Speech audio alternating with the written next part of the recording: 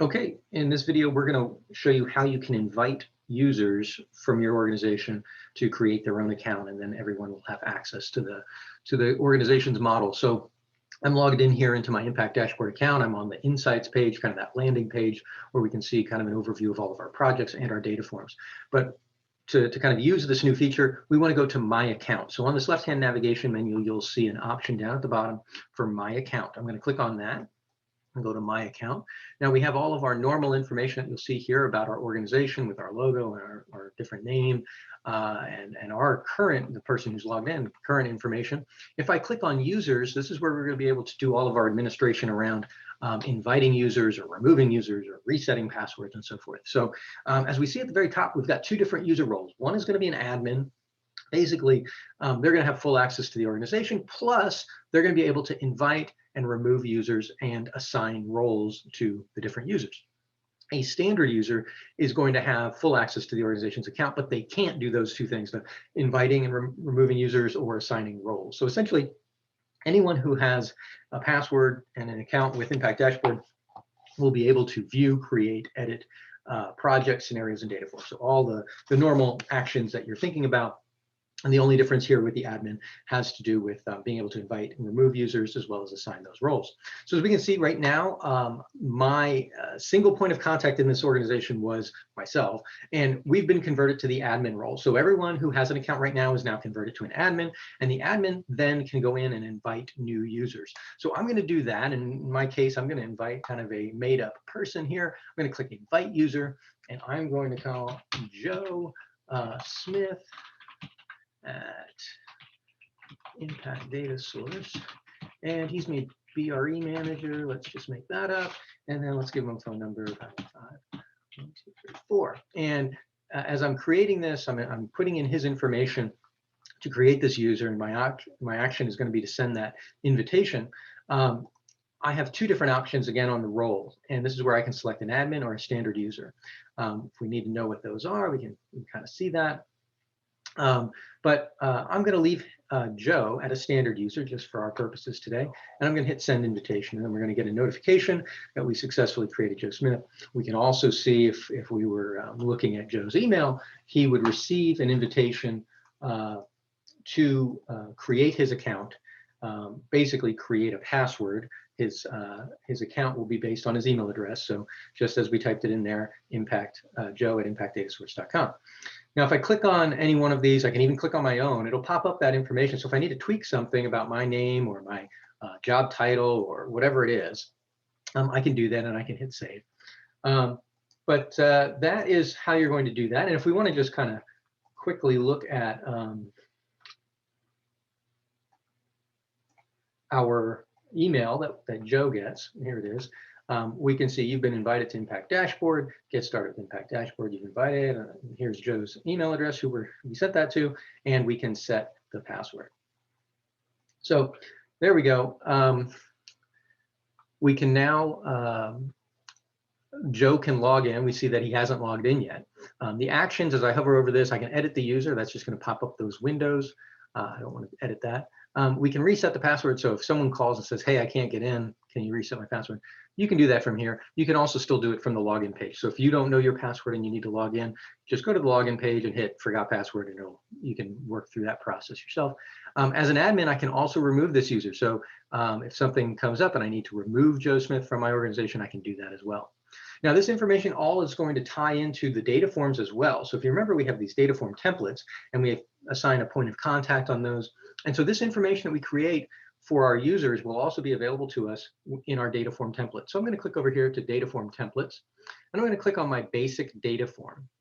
And you can see I have 4 of them. You don't need 4 of them probably, but here we go for my basic data form. Now, we can, the first thing hasn't changed, so we can have a display title. So I'm going to call mine the ED Corporation Incentive Application, and then we want to, put a point of contact on this data form so that prospects filling out the data form, if they click on, hey, I need help on this data form, if they're in there working through the wizard, if they click on something, they can say, hey, I need help.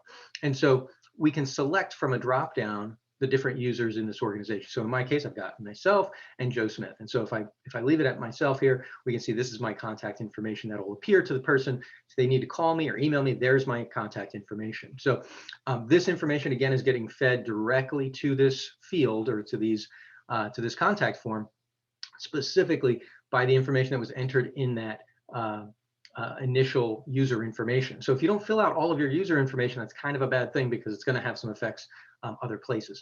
So if I wanted to change this one, let's just make it up that I want to change this one to be the point of contact being Joe Smith. Now we can see, okay, it's the ED Corporation. He's a BRE manager. There's his phone number. There's his email address. That's perfect. And as I scroll down, we have this welcome text. And in the changeover, we made a little bit of a change to this. We can see we still have that text area where we can kind of give them a little bit of an introduction. So for anyone that comes to this data form, here's a generic or general introduction that says, hey, thanks for checking out our organization. Please provide some information, right? And we also will put on this welcome screen the contact information for Joe. So as I have it written here, if you have any questions, feel free to contact me directly, and then the contact information is listed there. So what does this look like from the prospect side? Well, we can kind of preview this real quick. So if I click on preview, and actually I want to look at it like the wizard, so let's just do that. So now when we click on this, we can see there's our logo, here's our custom message, which we can modify, and then here's that contact information. So on the very first page, we're going to have that point of contact for the organization. So the prospect completing the data form knows who to contact if there are any problems. As I mentioned, once you get into the data form, let's say the person is filling it out, they would be able to click up here or on the logo, and Joe's information would be available again if they do have any questions filling it out. If I go back to our configure screen, one of the things that we would do once we kind of get a data form all set up and ready to go, we can share a data form.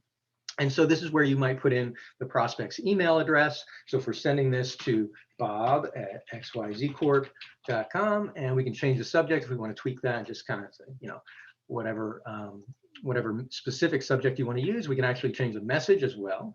And then you can select your signature. So who is this email coming from? So in our case, it might be coming from Joe.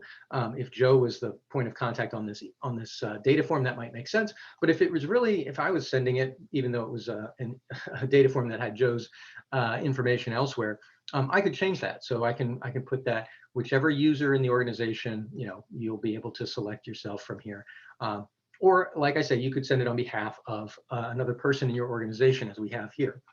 If I hit send on this, it's going to formulate that email. It's going to send it to Bob. It's going to copy Joe Smith.